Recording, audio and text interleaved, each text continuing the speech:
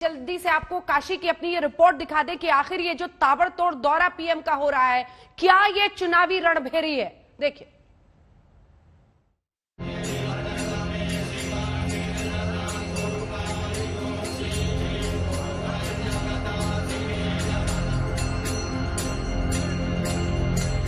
पूरे जतन के साथ जल, दूध, दही, रोली, चंदन से किए गए वंदन में भोले के आगे बीते दिन ये योगी का समर्पण है। काशी में बाबा के दर पर योगी पहुंचे।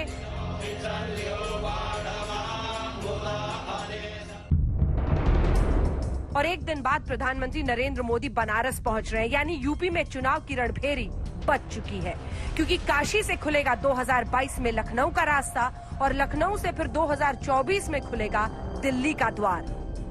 न मुझे किसी ने भेजा है, न मैं यहाँ आया हूँ, मुझे तो माँ गंगा ने बुलाया है। शिव की नगरी को प्रधानमंत्री ने चुना और इस बनारस ने मोदी को गले लगाया, तो यहीं से फिर यूपी के महाभारत की शुरुआत की तैयारी है। यूपी योगी को ही चुने, ये उसी की कवायद है। सत्ता संघर्ष में प्रधानमंत्री के लिए काशी ही सबसे बड़ी सियासी कुरुक्षेत्र बनी, चाहे 2014 हो या 2019। और 2022 के रण से पहले बीजेपी के सबसे कद्दावर सियासी महायोद्धा पीएम मोदी काशी आएंगे, तो यूपी के मुख्यमंत्री योगी आदित्यनाथ भी विरोधियों के सामने ताल ठोकते नजर आएंगे। कल सुबह फिर काशी में मोर्चा संभालेंगे योगी आदित्यनाथ। केंद्र में माननीय प्रधानमंत्री श्री नरेंद्र मोदी जी के नेतृत्व की सरकार के माध्यम से, प्रदेश में आदरणीय योगी आदित्यनाथ जी के नेतृत्व में हमारी प्रदेश सरकार के माध्यम से जो काम किया गया है, उस काम के बूते हमें पूरा भरोसा है कि हम 2022 में फिर 300 से ज्यादा सीटें जीत करके उत्तर प्रदेश में सरकार बनाएंगे। चाहे मुंगेरी लाल के हसीन सपने कोई भी देखे, चाहे कोई गठबंधन करे, कोई तिकड़म करे, कोई साजिश करे, वो सफल नहीं हो पाएंगे। हम भाजपा को हटा रहे हैं माननीय अखिलेश यादव जी के नेतृत्व में, और हटा ही नहीं रहे हैं। 2022 में भारतीय जनता पार्टी 50 सीटों के अंदर रहेगी। दूसरी लहर के बाद ये प्रधानमंत्री का 8 महीने बाद बनारस का दौरा है और वो सौगातों की झड़ी लगाने वाले हैं। प्रधानमंत्री वाराणसी में करीब 5 से 6 घंटे रहेंगे। प्रधानमंत्री मोदी लगभग 1600 करोड़ की परियोजनाओं का लोकार्पण करेंगे। पीएम 10 परियोजनाओं का शिलान्यास भी करेंगे। बनारस हिंदू विश्वविद्यालय में उनका संबोधन होगा। आईआईटी खेल मैदान में करीब 6000 लोग पहुंचेंगे, जिसमें शहर के प्रबुद्ध लोग और पार्टी के कार्यकर्ता होंगे। साथ ही यहाँ 150 कोरोना वॉरियर्स से भी उनका संवाद होगा। प्रधानमंत्री बनारस के सिगरा में रुद्राक्ष अंतर्राष्ट्रीय कन्वेंशन सेंटर का उद्घाटन करेंगे। 2015 में जापान के प्रधानमंत्री के साथ जब वाराणसी आए थे पीएम, तब इसकी रूपरेखा तैयार हुई थी। जापान और भारत के सहयोग की निशानी के तौर पर ये कन्वेंशन सेंटर वाराणसी को समर्पित होगा। प्रधानमंत्री मोदी अपने लोकसभा क्षेत्र वाराणसी आने वाले हैं। 15 जुलाई को वो वाराणसी में 8 महीने के बाद आ रहे हैं और इस दिन वाराणसी के लोगों को बड़ी बड़ी सौगातें देंगे।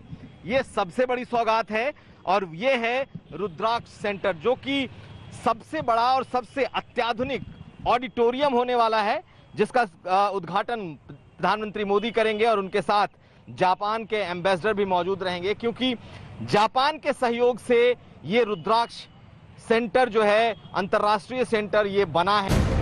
प्रधानमंत्री कई और सौगात देंगे। काशी विश्वनाथ कॉरिडोर का जायजा भी ले सकते हैं। साथ ही बाबा विश्वनाथ मंदिर के पास मल्टी लेवल पार्किंग बनेगा। वाराणसी में सीवेज सिस्टम का उद्घाटन भी करेंगे पीएम। वाराणसी के 14 अस्पतालों में ऑक्सीजन प्लांट का उद्घाटन करेंगे।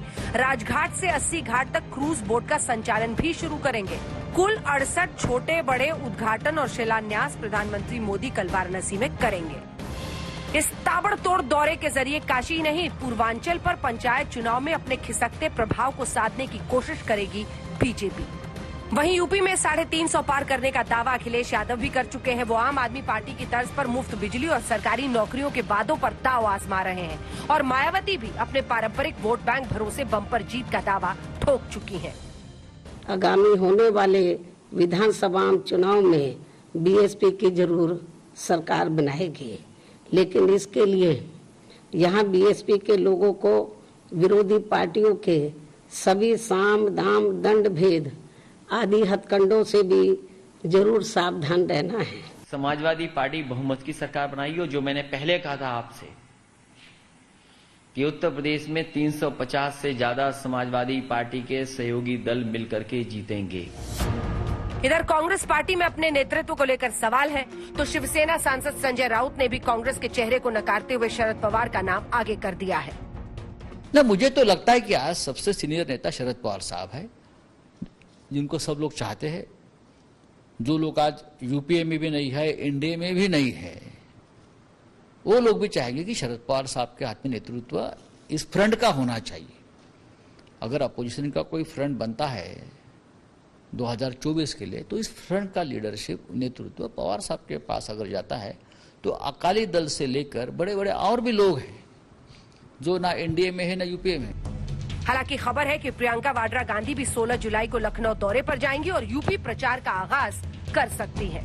यूपी के इस महाघमासान से एक दिन पहले मिडिल क्लास को साधने के लिए कुछ कैबिनेट फैसले भी लिए गए हैं। सरकारी कर्मचारियों के लिए महंगाई भत्ते की बहाली का फैसला किया गया, जैसे डीए को 17% से 27% किया गया है। ये फैसला 1 जुलाई से लागू होगा। 50 लाख कर्मचारियों और 61 लाख पेंशनधारियों को फायदा होगा।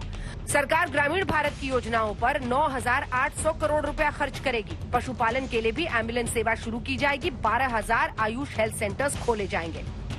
साफ है कि बीजेपी प्रधानमंत्री के इस दौरे के साथ 2 रास्तों पर अपने चुनावी प्रचार को दौड़ाएगी। एक, काशी नगरी यानी शिव की धरती से हिंदुत्व का जोर खुद ब खुद होगा, तो दूसरी तरफ एक के बाद एक धड़ाधड़ उद्घाटन के साथ विकास की छवि पर भी दांव लगाएगी। कुमार अभिषेक के साथ आज तक ब्यूरो।